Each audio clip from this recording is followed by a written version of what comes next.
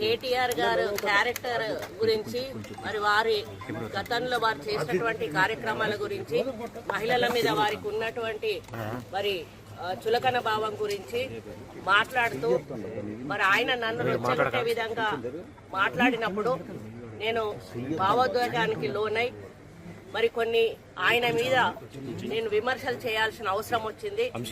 ఆ సందర్భంలో నాకు ఇంకెవరి మీద కూడా వ్యక్తిగత ద్వేషం కానీ మరి వ్యక్తిగత కోపం కానీ లేదు.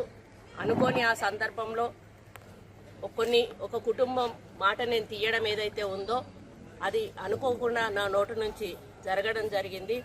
ఆ తర్వాత వారి ట్వీట్ చూసిన తర్వాత నేను కూడా చాలా బాధపడ్డాను.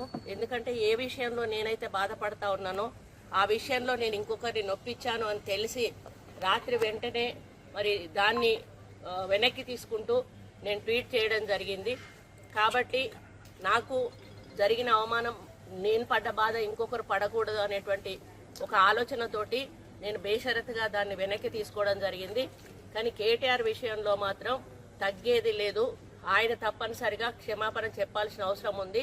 ఆయనే చేసేదంతా చేసి ఈరోజు నన్ను క్షమాపణ చెప్పాలి అని డిమాండ్ చేయడం ఏదైతే ఉందో మరి దొంగ అని తనే దొంగ అని అరిచినట్టుగా ఉంది.